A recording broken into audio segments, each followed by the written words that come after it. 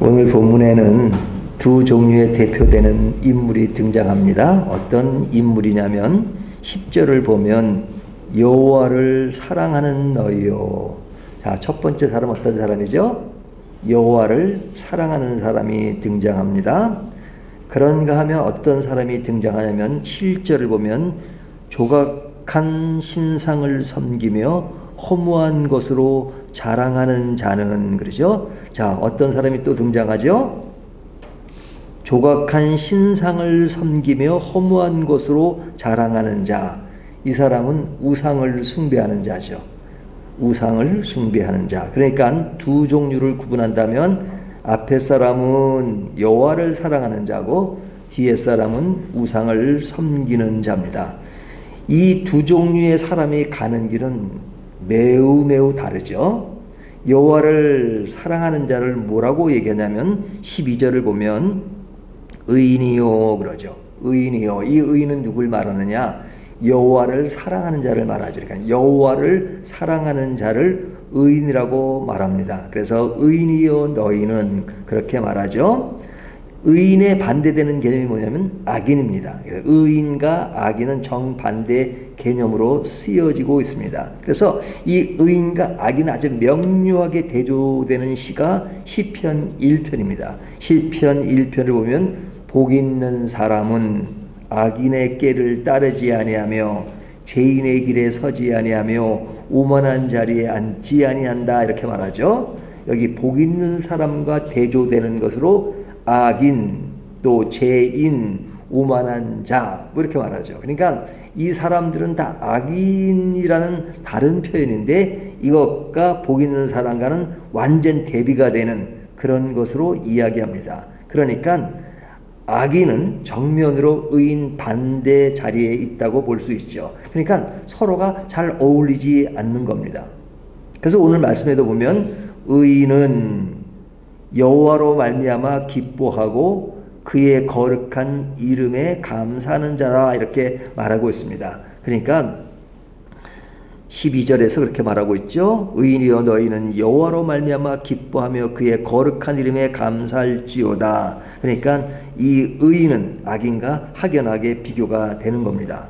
반면에 우상을 섬기는 자를 악인이라고 말하죠. 악인. 그래서 시편 1편에서도 악인은 의인의 반대로 어떻게 이야기하면 그렇지 않으며 그러죠. 그래서 의인은, 복 있는 사람은 이렇다 그러놓고 제일 중간에 보면 악인은 그렇지 않으며 그렇게 말합니다. 그러니까 의인에 반대되는 것으로 이야기하죠. 그래서 의인과 반대되는 모습으로 악인은 바람에 나는 겨와 같다, 이렇게 말합니다. 바람에 나는 겨와 같다. 오늘 본문에는 7절에 조각한 신상을 섬기며 허무한 것으로 자랑하는 자, 이 사람이 누구예요? 악인이죠. 허무한 것으로 자랑하는 자. 그러니까 바람에 나는 겨와 또 여기에 허무한 것으로 자랑하는 자와 뭐 비슷한 표현이라고 할 수 있습니다. 그러니까 이 허무한 것으로 자랑하는 자는 뭐냐? 자기 인생주의로 자기 만족에만 집중하는 사람을 말하죠. 이런 사람을 허무한 것에 집중하는 것, 그리고 자랑합니다. 그에게 주어진 결과가 뭐냐? 7절을 다시 보면요, 다 수치를 당할 것이라, 이렇게 말하죠. 수치를 당할 것이다. 자, 이렇게 악인과 의인을 이렇게 아주 딱 갈라서 구분을 합니다. 자, 이렇게 구분을 하니까 나는 어디에 속하느냐? 뭐 우리가 의인에 속할 수도 있고 악인에 속할 수 있죠. 근데 악인과 의인에 대해서 성경이 말하는 것은 그가 어떤 행실로 얼마만큼 깨끗하게 사느냐 하는 그것이 핵심이 아니라 오늘 본문에는 하나님을 사랑하는 자가 의인이고 우상을 숭배하는 자가 악인으로 구분합니다.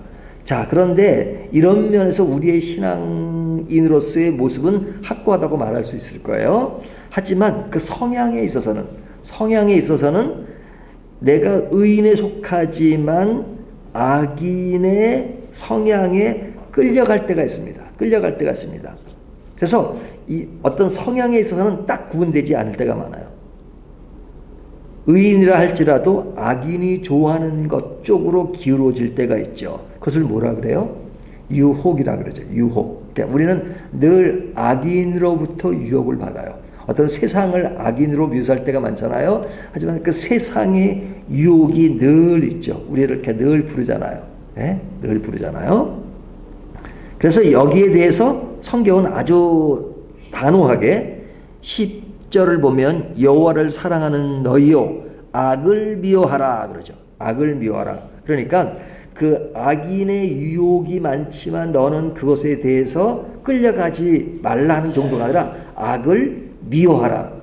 그렇게 말합니다. 악을 미워하라. 악을 미워하라는 것은 악인의 길을 가지 말라는 것이죠. 근데 시편 1편에 보면 악인을 뭐에 비유했어요? 바람에 나는 겨와 같도다.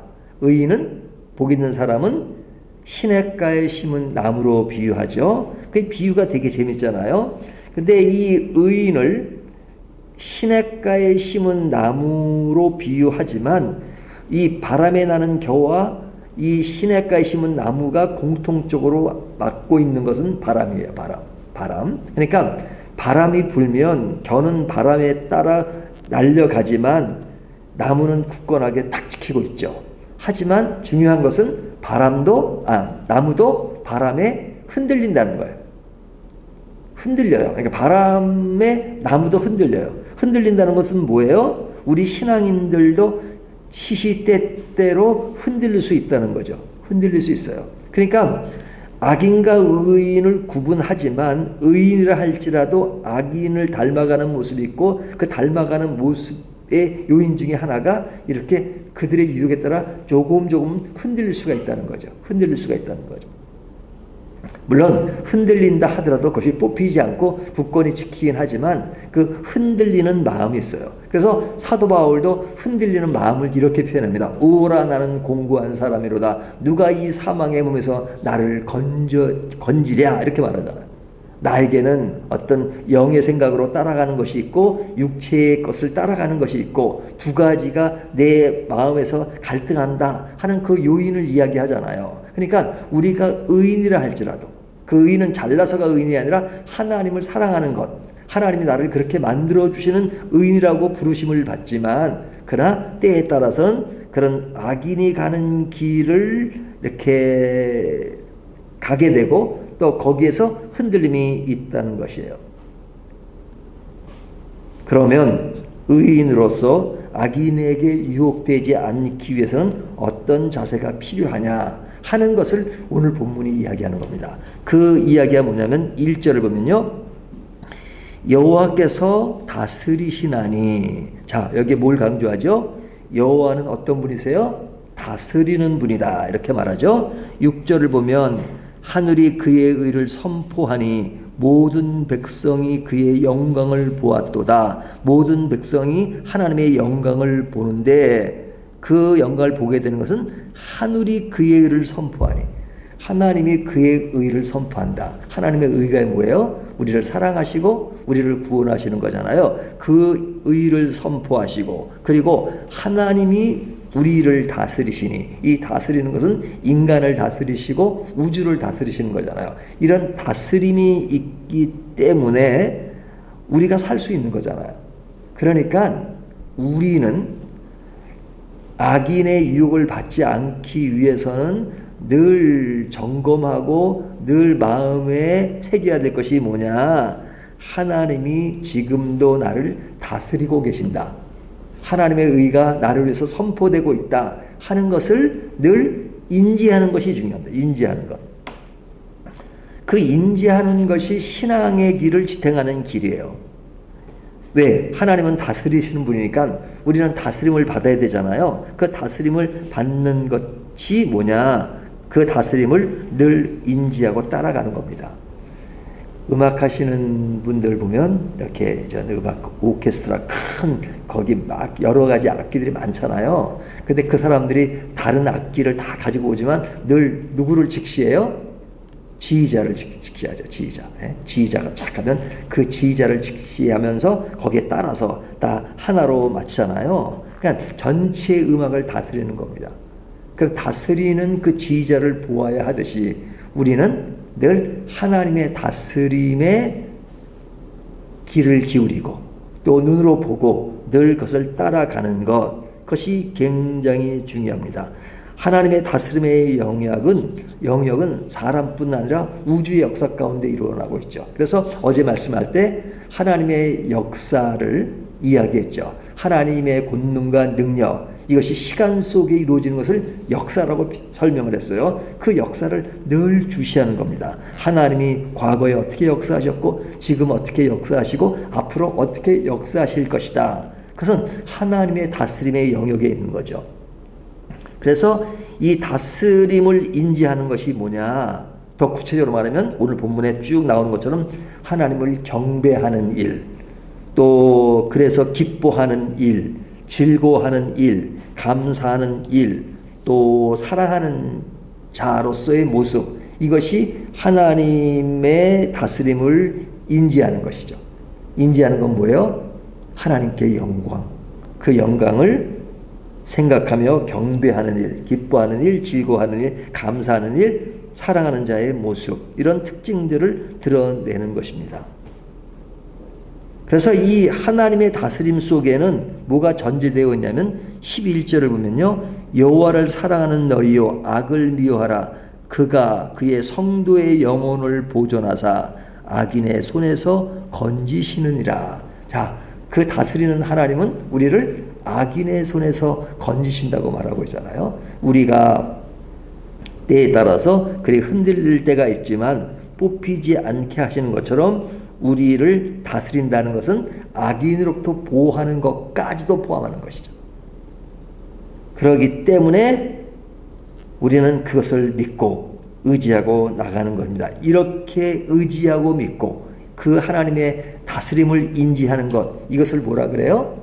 믿음이라고 하는 것입니다. 그래서 의인은 믿음으로 산다고 강조하고 있죠. 그래서 우리가 의인은 믿음으로 산다는 그 개념은 굉장히 넓어요. 우리가 구원에 대한 이야기를 할 때만 쓰는 것이 아니라 하나님의 다스림에 대한 이야기를 할 때도 의인은 믿음으로 산다. 그 다스림의 영역을 우리가 늘 인지하고 사는 건데, 그 인지하는 것을 내 생활 가운데 적용하고 그리고 그것을 다시 묵상하면서 반영시키는 것, 그리고 그럼으로써 내가 살 수 있다는 것, 하나님의 가슴과 통치가 여전히 존재하고 있다는 것, 이것을 자꾸 되새기면서 믿고 나가는 것, 그것에 맞춰 행동하는 것, 이것을 뭐라 그래요? 믿음이라고 한다. 그래서 의인이라고 하는 것은 다른 것이 아니에요. 하나님을 인지하는 것. 그래서 오늘 본문은 하나님을 사랑하는 자, 이렇게 말하는 겁니다. 이 사람을 의인이라고 말하고 그 사람이 하나님이 원하는 길이라고 말씀하십니다. 그것과 반대되는 길이 뭐냐? 악인이에요. 악인은 하나님을 사랑하지 않는 자. 그래서 우상을 숭배하게 돼요. 하나님을 사랑하지 않으니까 우상을 숭배하게 되는 거죠. 이 우상이라고 하는 것은 가시적인 것뿐 아니라 내가 하나님의 방향에서 반대 방향으로 가는 것, 이것이 우상이 될 수 있는 것이죠. 오늘 본문은 이렇게 말합니다. 의인이요 너희는, 그러죠. 우리가 의인으로서 칭함을 받았다면 우리가 무엇을 가장 중요하게 인지해야 될 것인가. 우리가 지난번에 욥기를 통해서도 하나님은 창조주이신 것을 강조하듯이 어제 본문이나 오늘 본문에도 사실은 하나님은 창조주인 것을 강조합니다. 그 창조주시니까 우리를 다스리시는 거죠. 오늘도 이 말씀을 따라서 하나님의 다스림을 받는 저와 여러분이 되시기를 주님의 이름으로 축원합니다.